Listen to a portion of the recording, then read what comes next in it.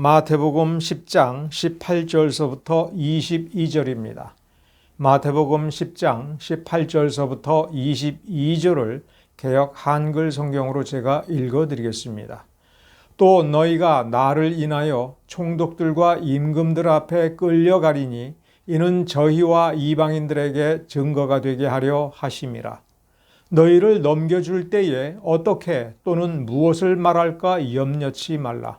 그때에 무슨 말할 것을 주시리니 말하는 이는 너희가 아니라 너희 속에서 말씀하시는 자 곧 너희 아버지의 성령이시니라. 장차 형제가 형제를 아비가 자식을 죽는 데 내어주며 자식들이 부모를 대적하여 죽게 하리라. 또 너희가 내 이름을 인하여 모든 사람에게 미움을 받을 것이나 나중까지 견디는 자는 구원을 얻으리라. 아멘. 마태복음 10장을 이제 22절까지를 쭉 읽어보면 지난주에 우리가 살펴본 것처럼 예수 그리스도의 복음을 전하는 이 제자들은 첫 번째로 거절을 당합니다. 제자들이 거절당하고 제자들이 증거하는 증거의 메시지가 거절당하고 쫓겨납니다. 그런데 거기서 끝나지 않고 그 다음 단계는 핍박을 받습니다. 학대를 받습니다. 그리고 오늘 본문을 다루는 부분을 보면 그 학대는 더욱 심각해져서 배신이 됩니다.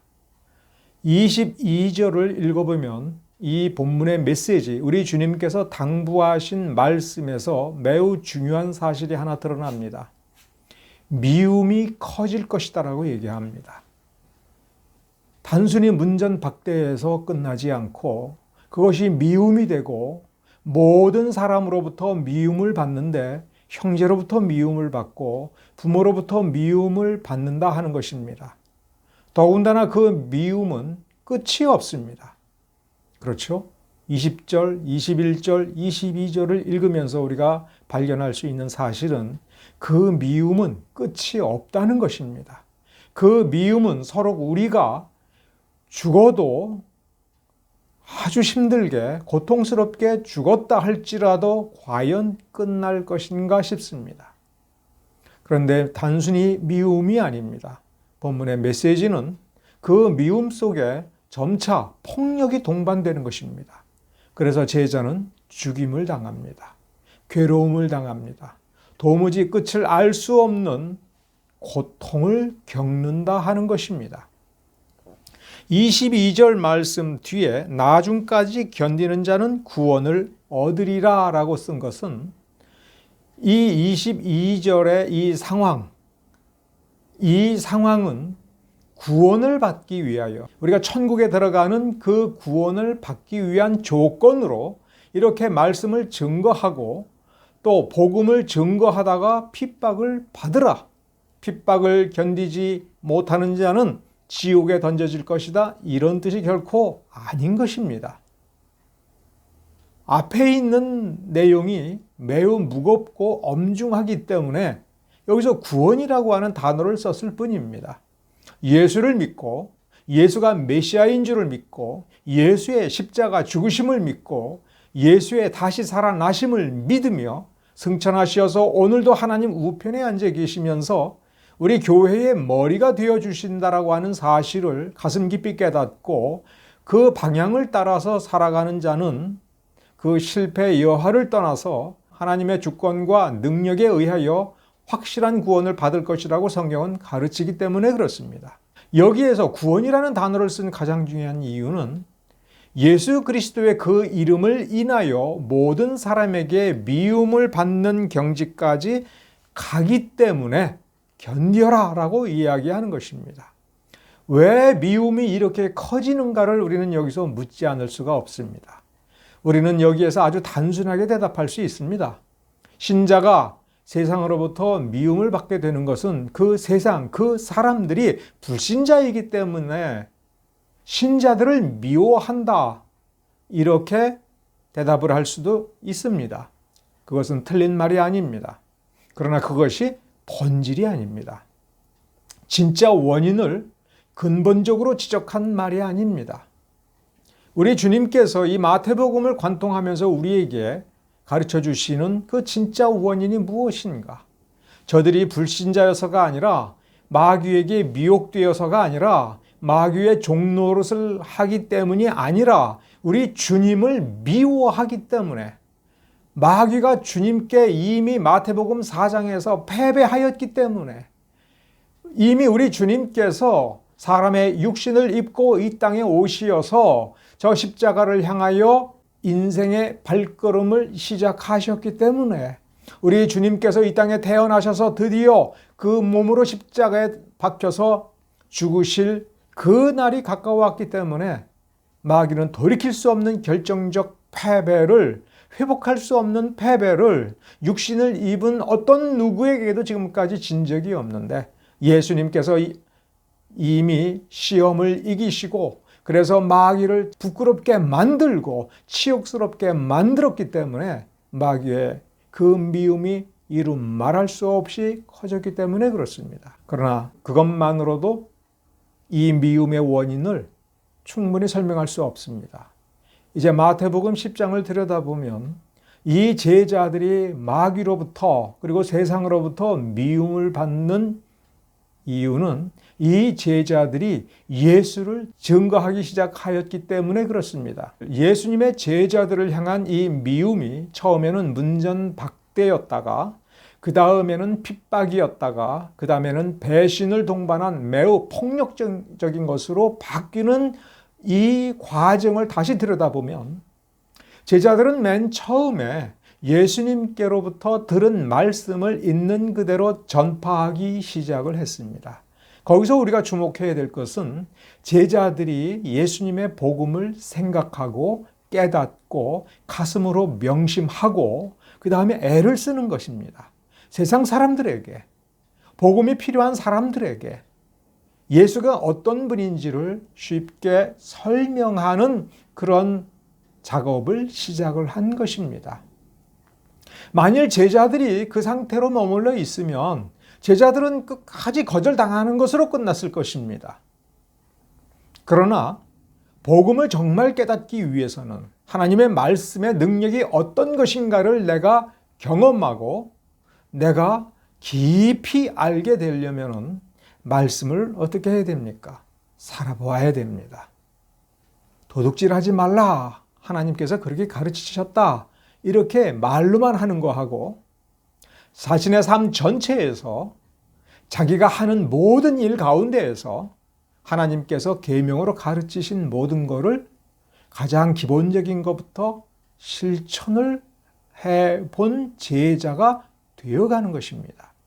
우리 주님께서 가르치신 대로 이 제자들이 유대인들이 사는 마을로 가면서 만나는 사람마다 복음을 전할 때 그것은 말로 하는 것이지요. 이미 알고 있었던 것을 설명하는 것이지요. 그러나 마을에 도착하고 혹은 도중에 만난 사람들을, 가난한 사람들을 도와주고 병을 고쳐주되 아무것도 받지 않는 그 삶을 살아갈수록 그 인격은 예수님을 더 깊이 아는 것입니다. 예수의 형상이 그 안에 이루어져 가는 것입니다. 마귀가 자기가 그토록 싫어하는 원수인 예수의 형상이 이 사람들 심령 속에 새겨지고 그들이 점점 그것을 닮아져 간다면 얼마나 더 미워하겠습니까? 사람들을 얼마나 더 작동하겠습니까? 그리고 예수님의 복음은 참된 정의, 참된 자비, 참된 은혜를 그리고 하나님이 주신 모든 복을 나누어 주어서 세상 사람들로 하여금 하나님 나라의 권세를 누리게 하며 우리 주 예수 그리스도의 진리가 얼마나 밝은 광명의 빛인지를 깨달아 보여주도록 하는 그러한 말씀인 겁니다. 제자가 예수의 말씀을 들어서 알고 고백하는 수준이 아니라 깊이 그 말씀을 실천하고 살아갈수록 그는 점점 성장하여 예수를 닮은 그 인격이 되어가는 것입니다. 오늘 본문은 단순하게 쓰고 있습니다만은 우리는 뭘 느끼게 되냐면 이 제자들의 심령, 그 마음가짐이 얼마나 담대하고 놀라운 것인가를 생각을 해봐야 됩니다. 모든 사람이 미워하는 그 미움을 감당하는 것입니다. 여러분, 누군가가 여러분을 지독하게 미워한다고 한번 생각해 보십시오. 내가 얼굴도 잘 모르고 나하고 5분도 대화를 나누지 않은 어떤 사람이 헛소문을 듣고 나를 미워한다고 생각할 때 은근히 얼마나 화가 나겠습니까? 그러나 나를 모르는 사람이니까 하고 넘어간다고 하지만 내 가족이, 내 형제가, 내 부모가 나를 미워하여 나를 죽이도록 내어주는 그러한 배신을 한번 생각해 보십시오. 이유는 딱 하나입니다. 예수 때문에.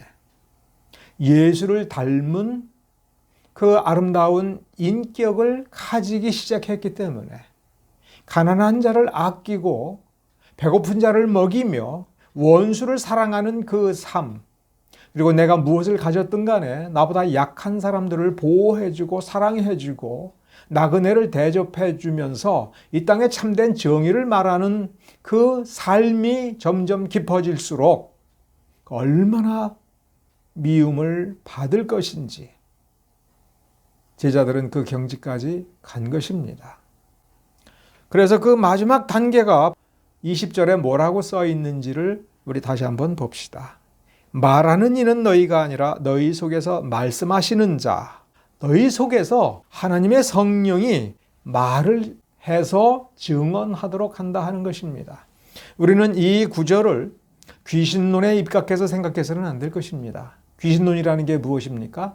나는 그대로 나인데 내가 아닌 어떤 영적 실체가 내 안에 들어와서 나의 의식을 지배하고 그래서 또 하나의 다른 인격이 내 안에 있는 것처럼 내가 원하지 않는 말을 하고 내가 의도하지 않는 말을 하며 내가 하고자 하지 않는 행동을 하게 만드는, 우리가 흔히 영화에서 혹은 옛날 이야기에서 듣는 동양 무속의 그 귀신 들림, 그래서 나의 목소리가 변한 또 다른 숨어있는 인격이 뭐라고 악한 말을 하든지 혹은 반대로 천사가 들어와서 선한 말을 하는 그런 거를 상상해서는 안 됩니다. 성경은 그런 귀신론을 가르친 적이 없습니다.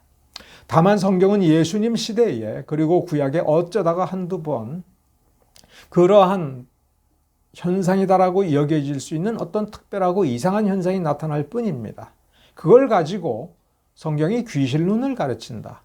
동양의 귀신 사상과 똑같은 그 무엇인가를 성경이 가르친다라고 우리가 교리화할 수 없고 그렇게 주장해서는 안 됩니다. 그런 증거가 매우 희박합니다. 오히려 다른 쪽에서 생각을 해봐야 됩니다. 그 속에서 성령이 말한다라고 할 때 우리는 삼위일체를 생각을 해야 됩니다. 삼위일체가 무엇입니까? 하나님은 독립된 합쳐질 수 없는 세 인격으로 존재하지만 셋이 아니고 하나인 것입니다. 하나가 분명한데도 또 세 인격이신 것입니다. 예수 그리스도는 예수는 인성을 가리키는 용어요. 그리스도는 신성적 어떤 능력을 덧입어서 메시아로서의 어떤 사명을 감당하는, 그래서 단순하게 생각하면 신성을 가리키는 이름이라고 생각을 합니다. 그래서 예수 그리스도 이렇게 주장하는 경우도 있고, 자, 이렇게 이름을 언급하는 경우도 있고, 그리스도, 예수 이렇게 언급하는 경우도 있어서 어떤 목사님은 예수를 앞세우느냐, 그리스도를 앞세우느냐, 바울은 왜 그리스도를 앞세웠는가 이렇게 논하기도 합니다. 그런데 그것은 의미가 없습니다. 왜냐하면 예수의 인성과 예수의 신성은 둘이면서도 하나고 하나면서도 둘입니다. 예수는 인성으로서 우리 앞에 나타나시지만 하나님이 아니신 적이 없습니다. 그의 능력을 드러내지 않고 그의 육신으로 모든 고통을 감당한다 할지라도 하나님이 아니신 적이 없습니다. 예수 그리스도의 그 제2의 위격이 예수 그리스도 안에 온전히 담겨져 있지만 그렇다고 해서 삼위일체 하나님의 그 위격 가운데 그 제2 위격이 예수 그리스도 안에 담겨져 있기 때문에 다른 어떤 곳에 비어져 있었던 적도 없다라고 우리가 인정을 해야 됩니다. 우리는 그 신비를 모릅니다. 그러나 우리는 그 신비를 배워가야 됩니다. 우리가 결혼하여 서로 참된 부부가 이루어졌을 때에 우리는 둘이지만 하나라고 하는 그것이 무엇인지를 배워가지 않으면 안 되는 것입니다. 우리는 사랑하는 교회에 다녀서 그 교회에서 은혜를 받지만 내가 이 교회에서 한 개체로서 존재하는 동시에 이 교회와 한 몸을 이룬다라고 하는 것을 경험적으로 몸으로 먼저 아하, 이런 거구나. 내가 설명할 수 없지만 이런 것이 우리가 하나됨이구나 라고 하는 것을 느껴야 되는 것입니다.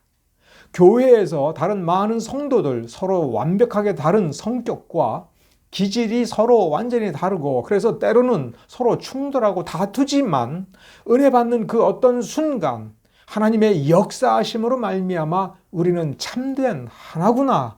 이런 게 하나구나. 우리는 이렇게 지속적으로 하나가 되어야 되는구나라고 하는 것을 경험한 사람은 성경에서 우리와 아버지 하나님이 하나가 되고 예수가 우리의 머리요 우리는 그의 몸된 교회를 이루어가고 나는 한 사람의 신부로서 주님과 하나가 된다라고 하는 것뿐만 아니라 나는 우리 모든 성도들과 더불어서 한 몸을 이루어서 그리스도의 신부가 된다라고 하는 그 신비로운 것을 비록 설명은 못하더라도 몸으로 경험하면서 아, 이런 것이구나 라고 하는 것을 우리는 확실히 경험해야 됩니다. 그것이 신앙생활의 매우 중요한 부분인 것입니다.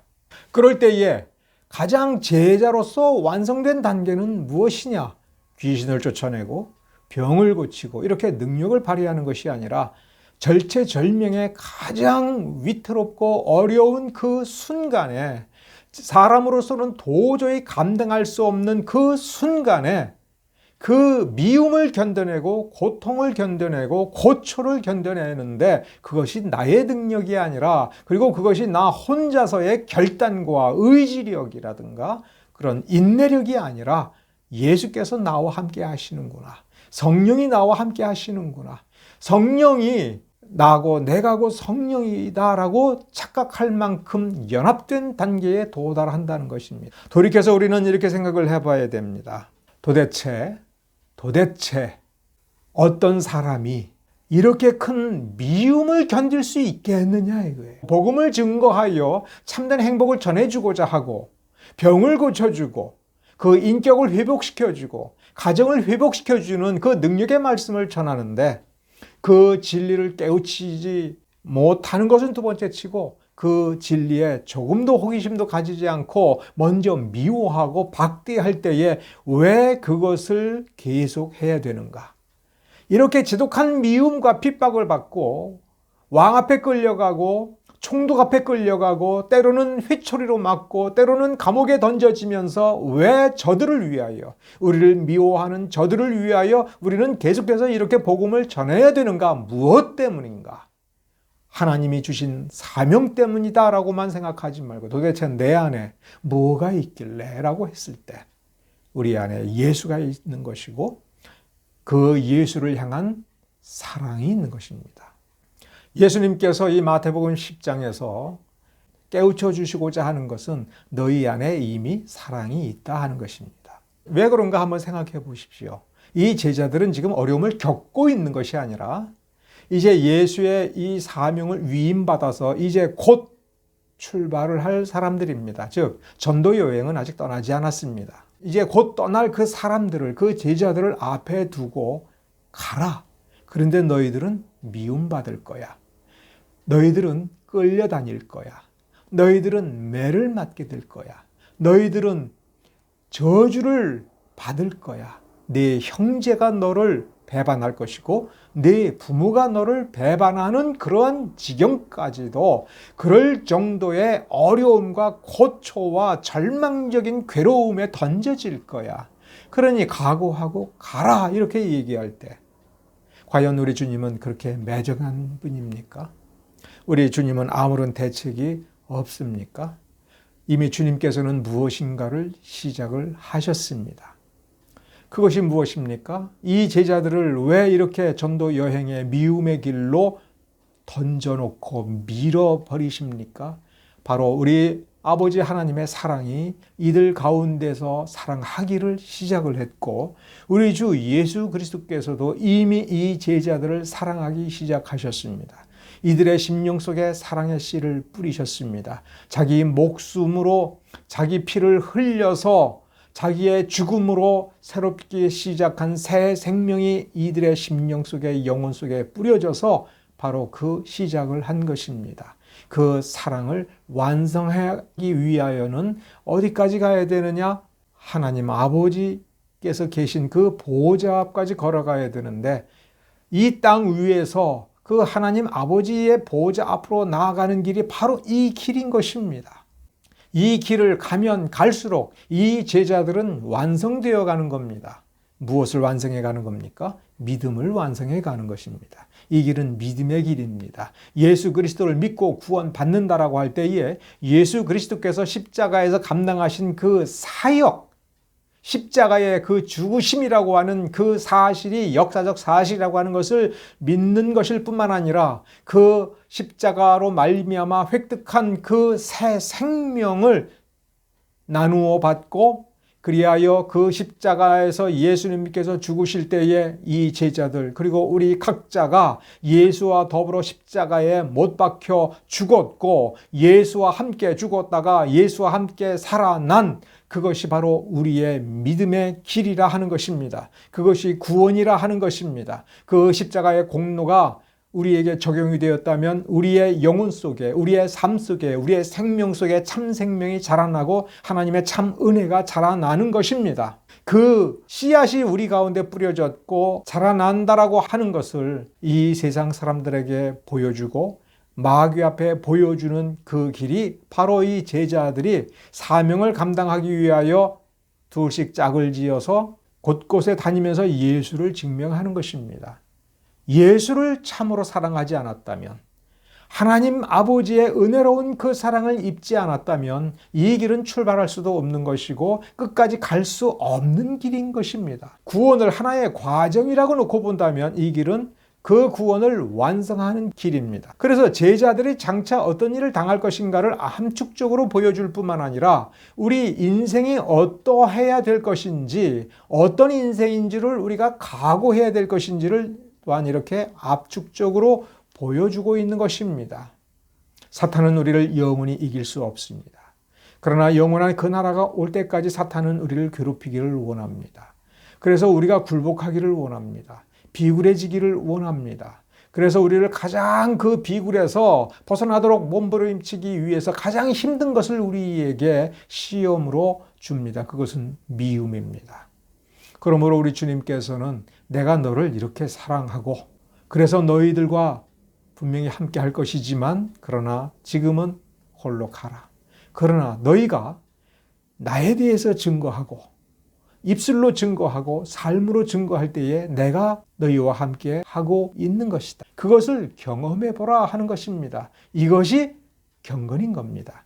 경건은 무슨 귀신론처럼 그 어떤 힘을 무슨 도사가 도통하는 것처럼 어디서 길바닥에서 돌멩이 줍는 것처럼 희귀한 보석을 줍는 것처럼 이 경건을 주워서 혹은 덧입어서 무슨 신령한 목소리를 내고 뭔가 희한하고 신비로운 어떤 분위기를 풍기는 것이 아닙니다. 우리의 모습이 초라할지라도 우리의 모습이 보잘것 없어서 내놓을 것 없어서 부끄러움과 수치를 당하고 사람들이 미워하고 사람들이 증오하고 그럼에도 불구하고 예수를 증거하는, 예수를 사랑하기 때문에 그 사랑하는 이들을 위하여 예수를 사랑하기 때문에 그 사랑에서 온갖 미움을 이겨내면서 예수의 사랑을 증거하면서 사랑의 삶을 살 때에 그것이 경건인 것입니다.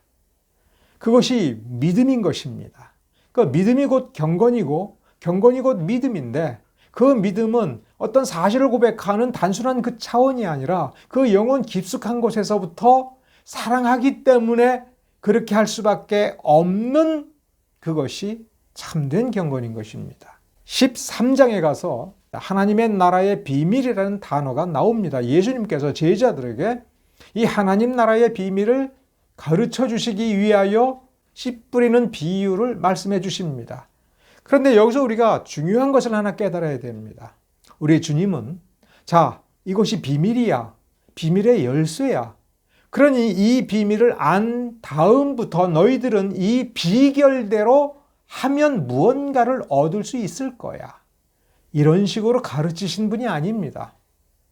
먼저 주님께서 시작하셨고, 그리고 그것이 자라나게 하셨고, 그래서 제자들 속에 무언가 있게 하신 뒤에 너희들 그걸 경험해 봤지, 그걸 느껴보았지, 이제 내가 비밀을 말해줄게. 그게 뭐냐 하면 이라면서 설명하는 것입니다. 우리는 새 생명을 얻기 위하여 예수를 고백하지 않습니다. 우리 안에 믿음이 있고 은혜를 받았기 때문에, 깨달음이 있기 때문에, 무언가가 있기 때문에 이게 뭐지? 우리 안에 있는 것을 발견하는 것입니다. 이게 매우 중요한 것입니다. 그것을 발견하는 자, 아니 이미 미움을 받을 용기를 가지고 이 전도 여행에, 이 신앙 여행에 첫걸음을 뗀 자들 속에는 이미 그 미움받을 용기가 그 안에 있는 것입니다. 그러니 두려워 말라. 너희 안에서 자라고 있는 그것은 세상에 어떤 누구도 이길 수 없는 강력한 것이다. 그리고 예수 그리스도의 복음을 증거하는 자, 진실로 증거하고 은혜 가운데서 증거하는 자의 심령은 이미 변화되기 시작하여서 세상에 어떤 큰 미움을 받아도 그 미움에 굴복하지 않을 만큼 매우 강력한 그 사랑으로 말미암아 거룩하게 변화되는 그 인격을 가지고 있는 것이다. 그것이 곧 예수 그리스도를 닮은 예수 그리스도의 형상이며, 그래서 예수 그리스도의 형상이 커질수록 말씀이신 그분을 알고, 그래서 말씀을 더 깊이 아는 것입니다. 그러므로 우리가 말씀에 대해서 점점 더 깊이 알지 못하게 될 때 우리는 두려워하고 부끄러워해야 되는 것입니다. 예수의 그 새 생명이 왜 멈추었을까? 그것을 두려워해야 되는 겁니다.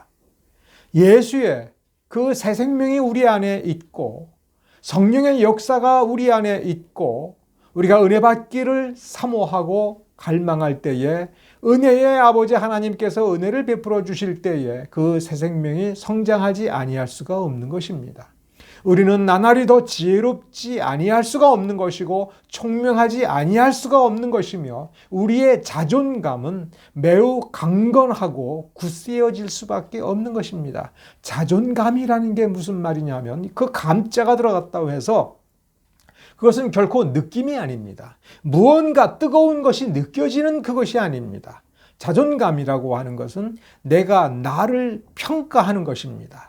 내가 나를 어떻게 평가하느냐 할 때에 내 안에 나밖에 없다면 우리는 우리에 대한 그 평가는 거짓일 수밖에 없습니다. 왜냐하면 사람은 죄인이기 때문에 그렇습니다.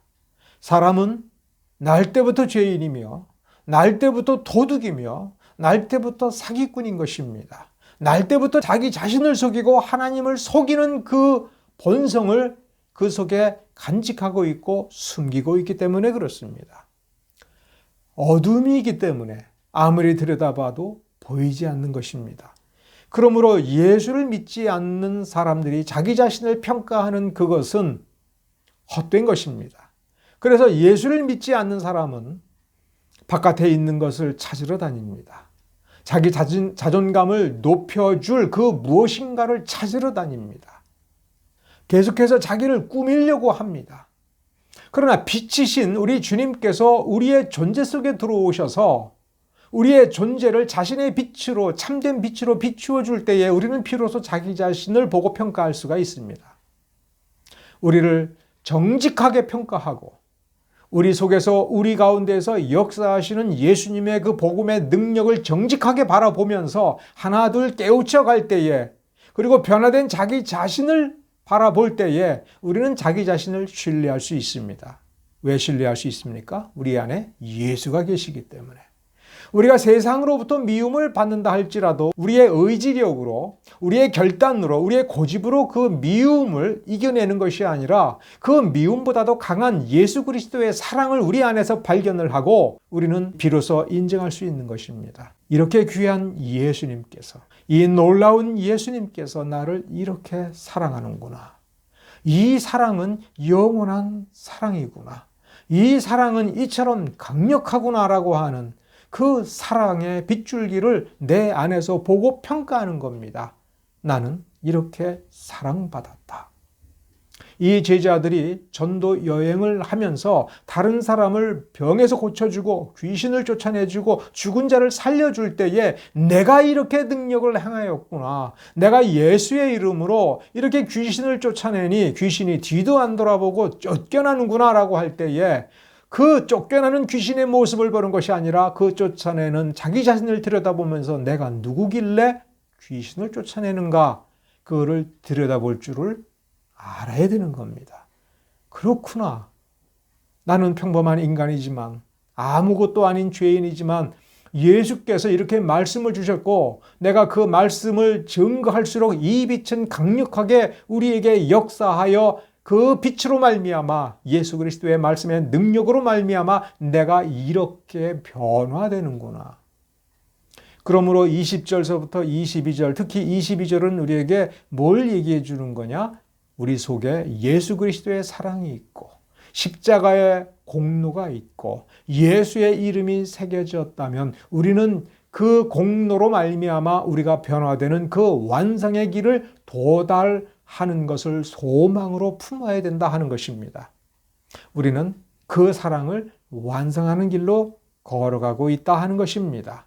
상당히 높은 경지까지 성숙되면 우리는 그 말씀이 바깥에 있는 어떤 말씀, 내가 들었던 말씀이 아니라 내 안에서, 내 뱃속에서부터 흘러나오는 자연스러운 말씀으로 우리가 누구인지를 당당하게 말할 수 있다 하는 것입니다. 우리는 모든 것을 빼앗긴 자요, 온 세상으로부터 미움을 받는 자이지만 하나님 아버지의 그 이름으로, 하나님 아버지의 은혜를 받고 예수 그리스도의 그 이름으로 성령의 도우심을 받아서 세상에서 가장 높은 왕 앞에서도 우리는 당당하게 예수를 고백할 수 있는 사람이 되며 조금도 비굴하지 않는 사람이 되며 멋진 인격을 갖는 사람으로 완성되어 가는 그 길을 시작했다 하는 것입니다. 예수님께서는 혼자 다닐 수 없기 때문에 제자들을 둘씩 짝을 지어서 곳곳에 다녀서 하나님 나라의 복음을 증거하라고 단순하게 그렇게 말씀하신 것이 아닙니다. 제자들을 사랑하였기에, 우리를 사랑하였기에 이 고난의 길을 걸어가라. 그러나 복음을 들고 가라. 이 복음이 너희의 힘이요, 이 복음이 너희를 변화시키는 능력이며 너희가 어려움을 당할수록 이 복음의 능력을 더욱 크게 경험하게 되고 너희가 변화될 것이다라고 가르쳐 주시는 것입니다. 우리의 교회가 연약하고 우리가 종교개혁이 필요하다라고 말을 할 때에 우리는 이 교회가 얼마나 썩었는지를 생각하기가 쉽습니다. 우리는 그걸 분명히 생각해야 됩니다. 우리가 그것을 쫓아내야 되고 도려내야 됩니다. 그러나 그것은 우리의 의지로서 할 수 있는 일이 아닙니다. 우리에게 맡겨진 숙제이지만 우리가 할 수 있는 일이 아닙니다. 우리는 어떤 누구의 부패된 본성을 고쳐줄 능력이 우리 자신에게는 없습니다. 우리가 알고 깨달은 어떤 지식과 어떤 신학 자체만 가지고 세상을 밝게 할 수 없고 교회를 바로잡을 수가 없습니다. 어떤 사람도 구원해낼 수 없습니다. 구원을 주는 것은 예수 그리스도의 그 이름입니다. 하나님 아버지의 은혜입니다. 하나님 아버지께서 새 생명을 주셔야 되는 것입니다. 예수 그리스도께서 정하여 주시고 아버지께서 이끌어 주시는 그 방법이 아니고서는 아무것도 고칠 수가 없습니다. 그것이 곧 이 말씀 가운데 있고 이 말씀을 실천하는 가운데 있음을 우리가 깨달아야 됩니다. 말씀대로 합시다. 말씀이 무엇인지 우리가 알고 증거합시다. 우리의 말로 증거할 뿐만 아니라 삶으로 증거하고 용기를 내어서 하나님의 의를 드러내고 행동하고 실천할 때에 하나님께서 역사하십니다. 기도하겠습니다.